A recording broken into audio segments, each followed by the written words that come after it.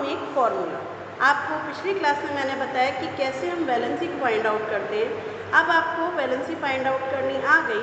अब आपको क्या सीखना है कि हम उन वैलेंसीज़ को यूज़ करके या सिंबल्स को यूज़ करके फॉर्मूला कैसे बनाते हैं।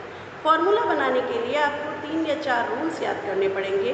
पहला रूल ये कहता है कि हमें क्या करना है, सबसे पहले हमें क्या करना है, वैलेंसी को हमें सबसे पहले एलिमेंट्स लिखना है। एलिमेंट्स आपने एलिमेंटल फॉर्म में लिख दिया।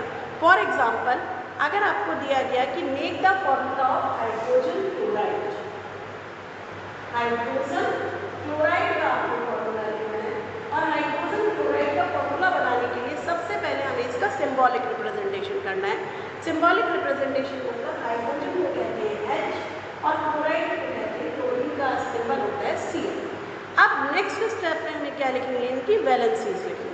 वैलेंसीज आप ऑलरेडी फाइंड आउट करना सीख गए हैं, तो आप वैलेंसी लिखेंगे। हाइड्रोजन की वैलेंसी +1, क्लोरीन की वैलेंसी -1। अब आपने वैलेंसीज लिख दी। अब आपको क्या पता होना चाहिए कि अब हम इसको में क्या करें। वैलेंसी लिखने के बाद, वैलेंसी लिखने के बाद आपको जो कैटायन है, कैटायन होता है जो पॉजिटिव आयन है और क्लोरीन क्या है, एनायन है। कैटायन की वैलेंसी एनायन पर और एनायन की वैलेंसी कैटायन पर इम्पोज कर देंगे। अब वैलेंसी इम्पोज करने में ये भी ध्यान रखना है कि अगर 1 वैलेंसी है तो हमें कहीं लिखनी नहीं है, 1 को लिखना नहीं है। सेम वैलेंसी है, कट कर देनी है और कैटायन की वैलेंसी एनायन पर और एनायन की वैलेंसी कैटायन पर लिखनी है। पॉलीएटॉमिक आयन के लिए हम ब्रैकेट लगाकर वैलेंसी को लगाते हैं। अब समझेंगे हमें क्या लिखना है ना, हाइड्रोजन क्लोराइड का फॉर्मूला बताना है। हाइड्रोजन की वैलेंसी क्लोरीन पर, क्लोरीन की वैलेंसी हाइड्रोजन पर इम्पोज होगी, तो यहाँ फॉर्मूला बन जाएगा HCl। क्योंकि हम 1 कहीं लिखते नहीं हैं तो हाइड्रोजन क्लोराइड का फॉर्मूला हो गया HCl। अब हम देखते हैं नेक्स्ट कि हमें हाइड्रोजन सल्फाइड का फॉर्मूला बनाना है। क्लोराइड की जगह हमें क्या मिला है, हाइड्रोजन सल्फाइड। तो हाइड्रोजन सल्फाइड का फॉर्मूला बनाने के लिए सबसे पहले वही है कि सबसे पहले हमें क्या लिखना होगा, सिंबल्स लिखना होगा, सिंबॉलिक रिप्रेजेंटेशन करना होगा। तो हाइड्रोजन का सिंबल होता है H और सल्फाइड का होता है या सल्फर का होता है S। अब इनकी वैलेंसीज लिखेंगे।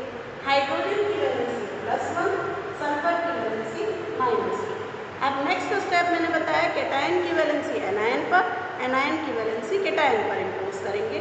तो हम 2 वैलेंसी इस पर और 1 वैलेंसी इस पर। इसमें पॉजिटिव नेगेटिव हम लिखते नहीं है, तो यानी हमारा फॉर्मूला बन गया H2S, हाइड्रोजन सल्फाइड। नेक्स्ट आ जाता है, फिर नेक्स्ट ले लेते हैं हम कैल्शियम।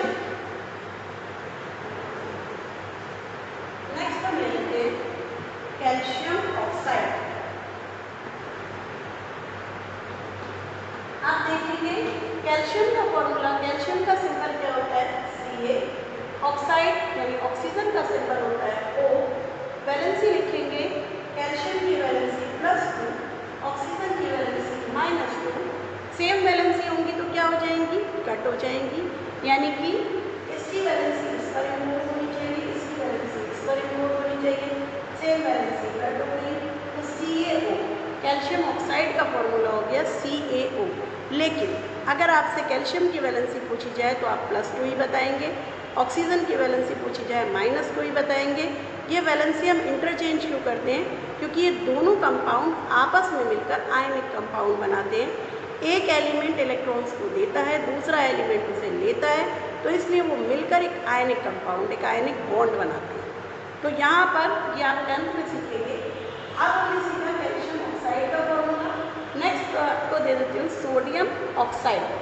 नेक्स्ट फॉर्मूला है आपका सोडियम ऑक्साइड। अब यहाँ से सबसे पहले हमें क्या लिखना है, सिंबॉलिक रिप्रेजेंटेशन, यानी सोडियम का सिंबल होता है Na, ऑक्सीजन का हो गया O, वैलेंसी इम्पोज +1 -2, कैटायन की वैलेंसी एनायन पर, एनायन की वैलेंसी कैटायन पर। अब क्या हुआ, यहाँ +- में लिखना नहीं है, Na2O। अब आपको ये वैलेंसीज आ गई कि हमें किस तरीके से वैलेंसी को इम्पोज करना है। लेकिन अगर हम पॉलीएटॉमिक आयन की बात करें, पॉलीएटॉमिक आयन क्या होता है, group of atom carrying charge is known as polyatomic ion. एक ग्रुप होता है एटम का जिस पर चार्ज होता है, पॉजिटिव भी हो सकता है नेगेटिव भी हो सकता है, उसको हम क्या कहते हैं, पॉली एटॉमिक आयन। अगर आपको पॉली एटॉमिक आयन के फॉर्मूले बनाने हैं तो किस तरीके से बनाएंगे देखेंगे। यहाँ पर हमने लिख दिया सोडियम सल्फेट, सोडियम सल्फेट।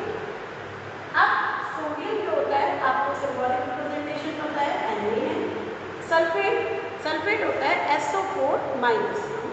यहाँ लिखेंगे पॉली एटॉमिक आयन, वैलेंसी है -2, यहाँ है +1। अब इसकी वैलेंसी इस पर और इसकी वैलेंसी इस पर।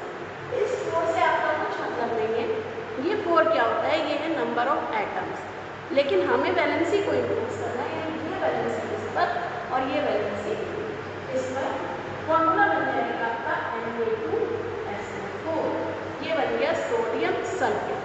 अब नेक्स्ट कोई ले लेते हैं, आपको बनाना है magnesium sulphate, magnesium sulphate, magnesium sulphate. अब हमें क्या करना है, मैग्नीशियम का सिंबल Mg, सल्फेट का सिंबल SO4, मैग्नीशियम की वैलेंसी +2, सल्फेट की वैलेंसी -2। मैंने कहा है सेम वैलेंसी क्या हो जाती है, कट हो जाती है। वैलेंसी यहाँ से कट हो गई, फॉर्मूला बन गया MgSO4, मैग्नीशियम सल्फेट। इसके लिए आपको पॉली एटॉमिक आयन वैसे तो रटने की ज़रूरत नहीं पड़ती, जैसे जैसे हम लोग बनाते रहते हैं वैसे वैसे हमें याद हो जाते हैं। तो hope you understand the topic how to make compound. Thank you.